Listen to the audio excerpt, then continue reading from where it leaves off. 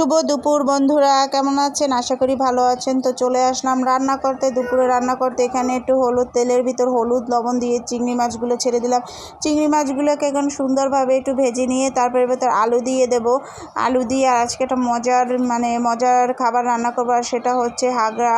এটা জানি না কে কোথায় কি বলে, বাট আমাদের এলাকাতে এটাকে হাগড়া বলে। তো এই যে ডাঁটগুলো একদম সুন্দরভাবে ছুলে পরিষ্কার করে ধুয়ে নিয়েছি। এখন আমি এটাকে রান্না করব। এটাকে কিছুক্ষণ সময় আমি তেলের উপর একটু হালকা ভেজে তারপর একটু হলুদ, সামান্য একটু জিরার গুঁড়া দিয়ে এটাকে ভালো করে নেড়ে তারপর অল্প পরিমাণের একটু জল দিয়ে দেবো, যাতে এই ডাঁটাগুলো এবং আলুগুলো একটু সেদ্ধ হয় এর জন্য। তো এখানে এটা দিয়ে দিচ্ছি। আর এটা আমার খুব পছন্দের একটা খাবার বলতে পারেন, হাগড়া। এই হাগড়াটা খেতে এটার ভিতরে একটা সুন্দর স্মেল আসে, আর এই ঘ্রাণটা আমার খুব পছন্দের একটা ঘ্রাণ। তো এখন আমি একটু অল্প করে জল দিয়ে দিচ্ছি। এটা একটু ঝোল ঝোল রেখে খেলে বেশ মজা লাগে। আমার কাছে তো বেশ ভালো লাগে, আর জানি না কার কাছে কীরকম লাগে, বাট আমার কাছে খুবই মজা লাগে এটা। তো যাই হোক, এখন এটা দিয়ে দিয়েছি। দিয়ে দেওয়ার পর এখন ঢাকনা দিয়ে ঢেকে দেবো। আর চিংড়ি মাছ দিয়ে যে কোনো খাবার রান্না করলে সেটা সত্যিই খুব মজার হয়। তো আজকে এটা চিংড়ি মাছ দিয়ে খেতে ইচ্ছে করলো, তাই চিংড়ি মাছ দিয়ে রান্না করলো। আমার এখানে কিন্তু এটা হয়ে গেছে। এখন সামান্য একটু আমি দারচিনির গুঁড়া দিয়ে দিচ্ছি। এই গুঁড়াটা দিলে না, এটা দিয়ে না আরও সুন্দর একটা স্মেল আসে, আর ওই স্মেলটা খুবই ভালো লাগে। আর আমি এটা একটু ঝোল ঝোল রেখেছি, কারণ ঝোলটা এটার ঝোলটা খেলেও না অনেক উপকার আছে শরীরের জন্য। তো যাই হোক, একদম কম মশলা দিয়ে আমি এটা আজকে রান্না করেছি, এবং এটা এতটাই মজার হয়েছিল যা বলে বোঝানোর মতো না। তো এটা আমার রান্না হয়ে গেছে। এখন আমি এটাকে নামিয়ে এখন চুলায় এখন আমি মাছ বসিয়ে দেবো। আর আজকে আমি রান্না করব ট্যাংরা মাছ, নদীর ট্যাংরা মাছটা আজকে রান্না করব। এটা আমার খুব পছন্দের একটা মাছ।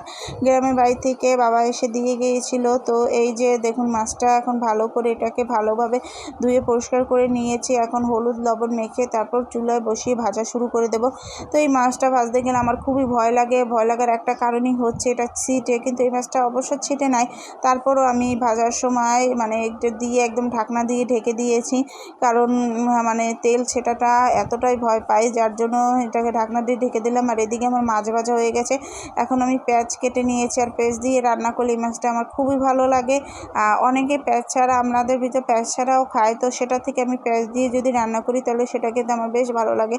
আর এটার ঝোলেও আমি মশলা খুবই কম দিয়েছি আজকে, বেশি মশলা দিইনি, কারণ মশলা কম খাওয়াই স্বাস্থ্যের জন্য খুবই উপকারী। তো এখানে এখন ভালো করে ঝোলটাকে কষিয়ে নেব। কষিয়ে তারপর তার ভিতর ঝোলের জন্য জল দিয়ে তারপর মাছগুলো ছেড়ে দেবো। আর এদিকে দেখুন, আমার কিন্তু মাছ কষানো মশলা কষানো হয়ে গেছে। তো এখন আমি এই যে জল দিয়ে দিয়েছি, এখন আমি মাছগুলো ছেড়ে দেবো।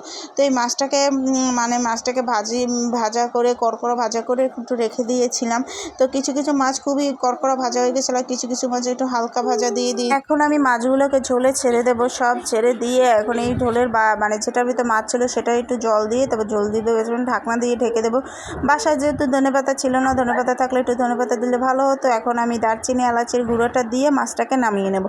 আমার মাছ রান্না একদম কমপ্লিট হয়ে গেছে। আর আমি একটু মাছের ঝোল রেখেছি, কারণ ট্যাংরা মাছ একটু ঝোল রাখলে আমি ঝোল ঝোল খেতে খুব পছন্দ করি। আর এই যে মাছটা নামিয়ে নিলাম। তো আজকের মতো দুপুরের রান্নাবান্না একদম কমপ্লিট, একদম ডান। আর কীরকম লাগলো অবশ্যই কমেন্ট করবেন।